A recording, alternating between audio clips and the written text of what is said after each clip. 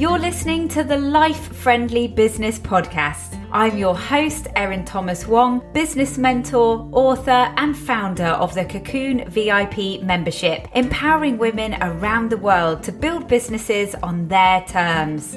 If you want to grow and scale a business that works in harmony with your family and your life, this podcast is for you.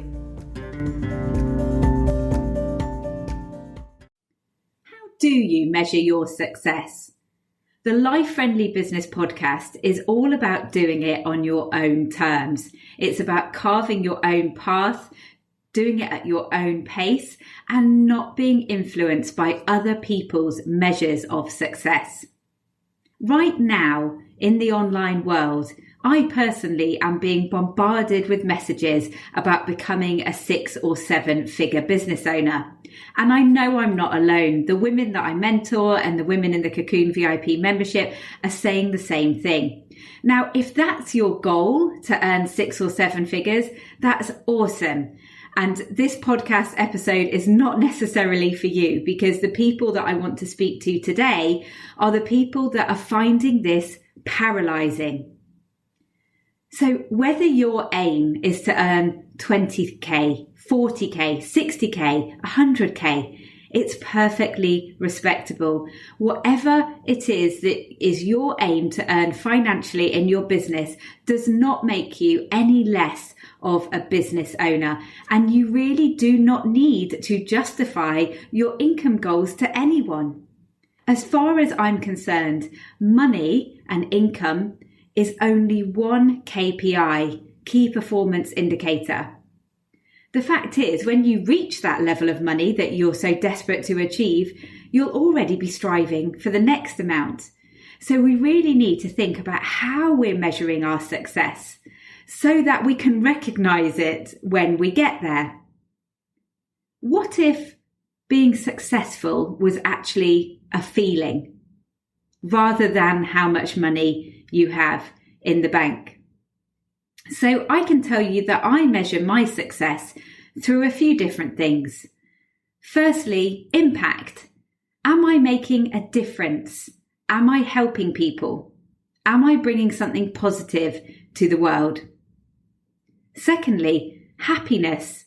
Do I actually enjoy what I do? I could be earning all the money in the world and still be miserable. So for me, enjoying what I do, having that passion every day is absolutely crucial. Flexibility. So I run my business around school hours. I also make it so that during school holidays, I can tone it down so that I'm not over committed in terms of my time. And I can have the flexibility during my week, as I talked about in the first episode about what life friendly means to me. I'm able to work my schedule around all the other things that are happening, but also things like my energy and the self-care that I might need to give myself at that time. I measure my success by the fact that I am my own boss. I dictate the pace of how I work, no one else. And that is just such an empowering place to be. I also measure my success through earning enough money to contribute and pay the bills and pay the mortgage and buy nice things and have holidays. Of course, that's one element of it. But also, I have a sense of purpose. So now I feel like I know what I should be doing with my life, and I'm now playing it out. And that feels successful to me. So have a think about what success means for you and how you're currently measuring your success. I know with so many women that I speak to that they're constantly feeling like they're failing because they're not achieving enough, in inverted commas. And, you know, they should be doing all these things. They should be achieving this, achieving that. But let's just slow down and think about what success actually means to us. So in terms of salary and finance, it's really interesting when you look at the average salaries in the UK. So the average salary for a full-time job in the UK is 35k. For a part-time job, it's 12k.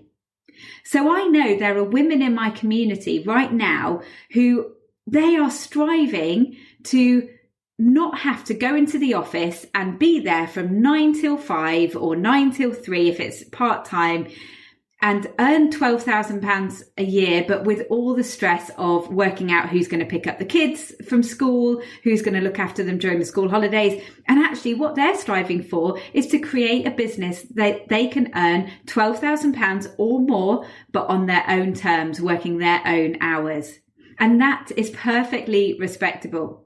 Even if you want to replace your previous corporate salary, which may have been around the 35k mark, but you want to do it on your own terms, you want to do it working flexibly, you want to be able to take time off when you need to for the family, that is perfectly respectable. So all these messages that we're being fed about needing to earn 6 or 7 figures, I think that is causing a lot of paralysis. And for some people, it is quite toxic. Not for everyone. But I'm speaking to you if you're feeling like you're getting sucked into those messages of feeling like that's what you should be doing. So let's not get swayed by other people's definition of success, because comparitonitis is one of the biggest hurdles to overcome in terms of enjoying your business journey. What you're doing is comparing someone else's front stage with your backstage. This is the double-edged sword of social media as well. You know, social media has helped me to grow all of my businesses over the last 13 years. And I love the fact that with social media, we can be so connected to each other. We can create community. There's a lot of amazing things about social media. But the negative side is that we find ourselves seeing a kind of a swayed reality of people's lives, because most of the time we just want to share the good stuff. So when you're looking at what other people are doing in their business as well, and you know, your competitors, and feeling like they're so much better than you, just remember you're looking at their front stage and you have no idea what's going on backstage. Let's just take a moment though to reflect on something. Because if you decide to live by your own measure of success, surely it really doesn't matter what anyone else does. So Jenny down the road might be running her business and her measure of success might be earning 7 figures and, you know, driving a Tesla and having a big house. And that's what she wants. And she may well be working crazy hours to do that. Not necessarily. I know it's very possible to earn great money not working all those crazy hours, but her measure of success might be dictated by that. Then you might have Sue down the other end of the road who's running her business, but on a daily basis, she's actually able to have the flexibility that she wants. Perhaps I know lots of women who are homeschooling as well while running their business, and it allows them to do that. Perhaps she's got a child that needs extra support, and she's able to do that, running it around her business. And she's still able to afford nice things. They're still able to go on a holiday. They're still able to get takeaways on a Friday night. And she's actually really happy with her life. And her business is growing and scaling steadily. So these two people have very different measures of success. And Jenny probably wouldn't be satisfied at all with Sue's situation. But does that matter? Sue is quite happy. Sue is able to have the freedom and the flexibility that she needs, and she's earning the money that she wants to earn in order to give her a good life. Now, I'm not saying that what Jenny wants is wrong.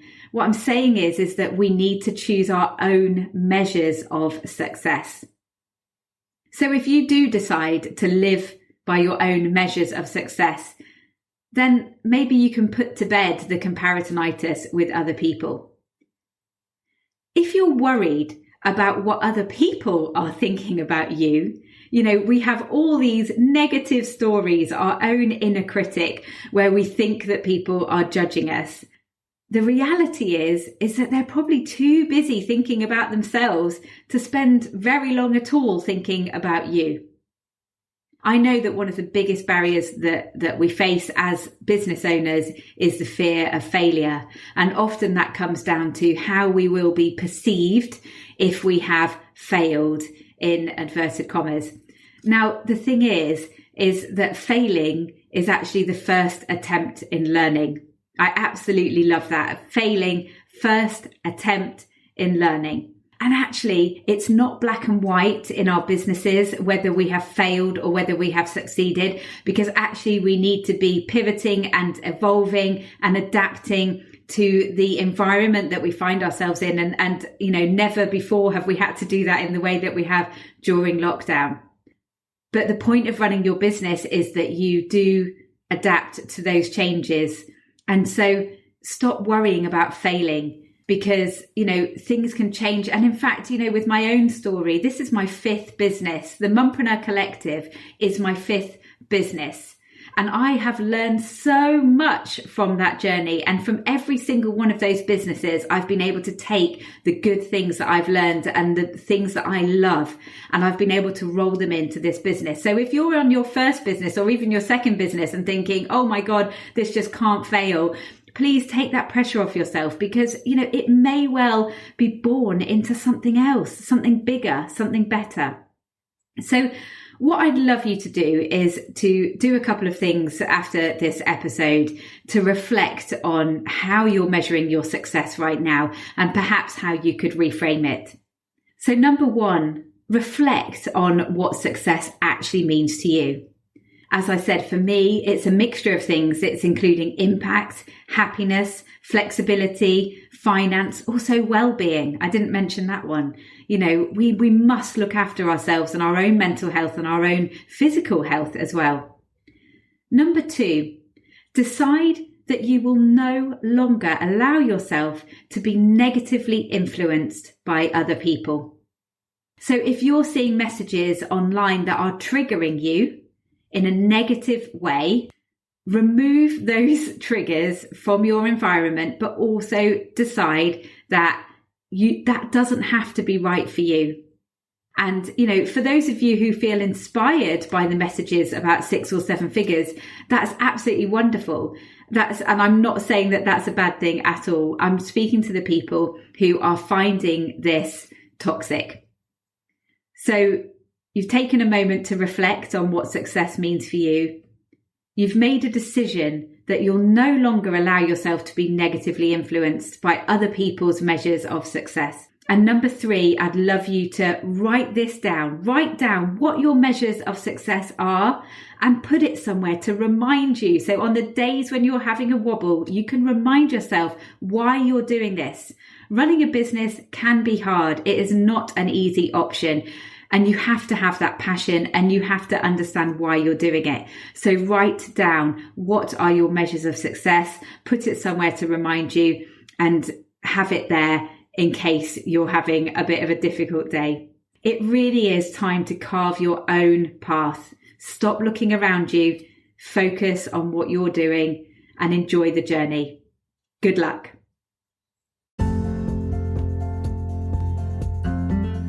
You've been listening to the Life Friendly Business podcast, which is all about carving your own path and doing it at your own pace. But I know that's not easy to do. So to help you decide what a life-friendly business looks like for you and help you to stick to the boundaries and commitments needed to create that, I've created the Life Friendly Business Prescription. Download this free workbook and spend 30 to 60 minutes reflecting on what life-friendly means to you and the changes you may need to make in order to achieve the work-life balance you desire.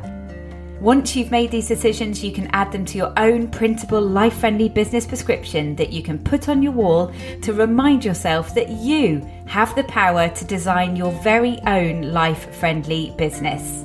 Download yours now at lifefriendlybusiness.com/prescription.